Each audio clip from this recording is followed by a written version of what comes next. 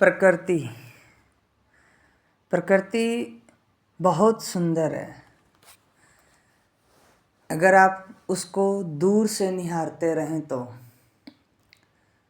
अगर आप दूर से उसे नहीं निहारेंगे, उसको भोगेंगे, उसको बार बार भोगेंगे, तो प्रकृति आपके लिए भोगने का एक साधन बन जाएगी।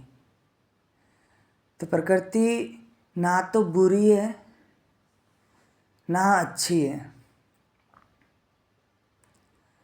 प्रकृति बहुत सुंदर है तब जब आप दूर से उसको देखते रहो। जैसे एग्जाम्पल है, अगर दो पक्षी पानी के अंदर खेल रहे हैं या दो पक्षी घास के ऊपर खेल रहे हैं, जब तक आप उसको दूर से निहारते रहेंगे, दूर से उनको देखते रहेंगे, तब तक वो पक्षी खेलते रहेंगे और सुंदर लगेंगे। जैसे ही आप उनके पास जाते हो, वो आपसे डर जाते हैं और चले जाते हैं। आपने देखा होगा, गायें हैं, बकरी है, कुत्ते हैं। अब कुत्तों के पास आप जाते हो, आपने देखा होगा कि कुत्ते जो होते हैं, दूर से देखोगे ठीक है, वो बैठा है, आपकी तरफ ध्यान ही नहीं देगा। जैसे ही उसको पता चलेगा कि आप उनके पास आ रहे हो, थोड़ा सा घबरा जाएगा। उसको ऐसा लगेगा कि क्या पता वो मुझे मारने आ रहा है या कुछ भी कर सकता है। तो इसलिए प्रकृति को दूर से निहारते रहे, ये बहुत अच्छी बात है। प्रकृति को कौन दूर से निहारता है? प्रकृति को वो दूर से निहारता है जो साक्षी होता है, जो निष्काम कर्म करता है, जिसको अपने काम से प्रेम होता है, जो प्रकृति को साफ रखना चाहता है। आपने देखा होगा, अभी एग्जाम्पल ले लेते हैं, क्लाइमेट चेंज कितना हो रहा है। एवरेज टेम्परेचर लगभग 1.5 डिग्री सेल्सियस हो गया है। तो पॉल्यूशन बढ़ता जा रहा है। पॉल्यूशन क्यों बढ़ता जा रहा है? क्योंकि हम प्रकृति को भोग रहे हैं। हम हर जगह पॉलीथीन, प्लास्टिक डिस्ट्रीब्यूट करते जा रहे हैं, फेंकते जा रहे हैं। जहाँ खाया वहीं फेंक दिया, और ज़्यादा से ज़्यादा प्लास्टिक का यूज़ किया जा रहा है। इसलिए प्रकृति जो है बहुत सुंदर है तब जब हम प्रकृति को बचाएं। और प्रकृति को एक ही तरीके से बचाया जा सकता है कि हम उसको न भोगें, हम उसके साथ खेलें, दूर से देखें। सुंदर है वो बहुत, उसको सुंदर बना के रखें। प्रकृति को अगर भोग की नज़र से देखोगे तो वो निष्कामी कर्म हो ही नहीं सकता, निष्काम कर्म हो ही नहीं सकता। वो पर्सन कभी भी अपने काम से प्रेम कर ही नहीं सकता, क्योंकि उसको मतलब है भोगने से। वो भोगेगा ही, क्योंकि पहले ही उससे लालच है, कामना है कि उसको भोगना है, तो वो भोग रहा है। जो प्रकृति को दूर से निहारेगा, उसके मन में ना तो लालच होगा, प्रकृति को भोगने की इच्छा भी नहीं होगी। वो प्रकृति को सुंदर बना के रखेगा। प्रकृति बुरी किसके लिए बनती है? प्रकृति बुरी हमारे लिए बनती है। हम बुरे हैं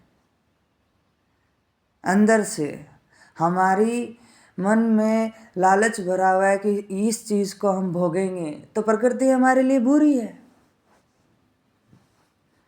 और प्रकृति हमारे लिए अच्छी भी है तब जब हम मन के अंदर ना लालच रखेंगे किसी चीज़ के लिए, ना कामना रखेंगे किसी चीज़ के लिए, तब प्रकृति हमारे लिए बहुत अच्छी है, बहुत सुंदर है।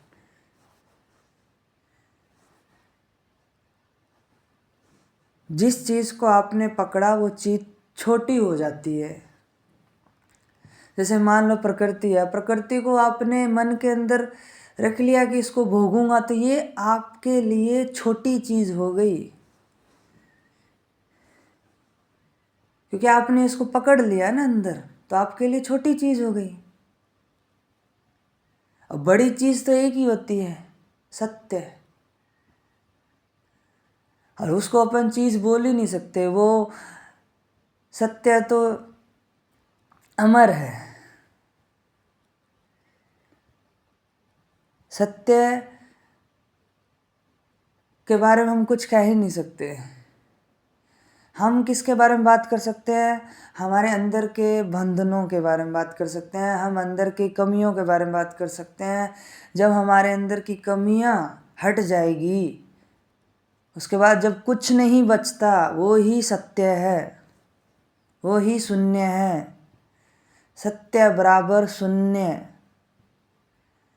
सबसे बड़ी साधना यही होती है कि निरंतर अपने ऊपर दृष्टि रखना, एक एक सेकंड अपने ऊपर दृष्टि रखना, यही निरंतर साधना हो सकती है। बोलते हैं ना 24 घंटे साधना कैसे करें? 24 घंटे क्या, जब तक शरीर है तब तक साधना हो सकती है, अगर आप स्वयं पर लगातार दृष्टि रखते रहें। जो स्वयं पर लगातार दृष्टि रखते रहेंगे, उनका लालच, डर, क्रोध, ईर्ष्या सब हटता जाएगा, क्योंकि उसके बारे में वो जान गया ना। जिस चीज़ के बारे हम जान जाते हैं, वो चीज़ हटती जाती है। अब जैसे कोई सब्जेक्ट है, हम पढ़ रहे हैं, जैसे मान लो मैथ्स पढ़ रहे हैं, तो नेचुरल नंबर पढ़ रहे हैं, तो नेचुरल नंबर पढ़ रहे हैं, तो उससे रिलेटेड जितने भी क्वेश्चन होंगे उसको हमने समझ लिया, तो उससे रिलेटेड आगे के जितने भी हार्ड क्वेश्चन होंगे वो इजीली हम सॉल्व कर सकते हैं, क्योंकि हमें बेसिक आ गया। तो समझना, जानना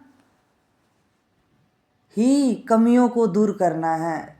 कोई कमी अगर अंदर आपके मन में बार बार घूम रही है, तो समझ लो उसको अच्छे से कि कहाँ से वो कमी आई है। वो जब वो समझ लेते हैं कि कहाँ से कमी आई है, उसी को बोलते हैं जानना, समझना। तो जैसे ही उसको जान लोगे कहाँ से आई है, तो वो कमी हट जाएगी। कोई बात किसी ने कुछ कह दिया, तो वो 24 घंटे घूमती रहती है, तो उस बात को समझ लो ना कि वो बात कहाँ से आ रही है, कितना महत्व है उस बात का। जब उसको समझ लेंगे कितना महत्व है उस बात का, तो वो बात अपने आप हट जाएगी, आपके माइंड के अंदर 24 घंटे नहीं रहेगी, घूमती हुई नहीं रहेगी, क्योंकि आप जान गए ना कि व्यर्थ की बात है वो। क्यों इसको मैं अंदर मन के अंदर लेके फिर रहा हूं। ऐसे ही अगर हम अपनी कमियों को हटाते रहेंगे, तो हम प्रकृति को बचा सकते हैं। क्योंकि अभी प्रकृति को बचाने का एक ही तरीका है स्वयं पर दृष्टि रखना, अपनी कमियों को दूर करना, अहंकार को दूर करना, कामना, लालच, डर, क्रोध, ईर्ष्या, इनको दूर करना अपने अंदर जो बैठे हुए हैं। अपने से खुद से ही युद्ध लड़ना पड़ेगा। खुद से युद्ध लड़ने का मतलब है खुद की कमियों को जानकर उसको दूर करना पड़ेगा। और कमियां अहंकार के जितने भी पार्ट हैं, कौन कौन से? क्रोध है, ईर्ष्या है, लालच है, डर है, कामना है, इसको हटाना है। तब प्रकृति को हम बचा सकते हैं। और प्रकृति बहुत सुंदर है अगर उसको दूर से निहारते रहें।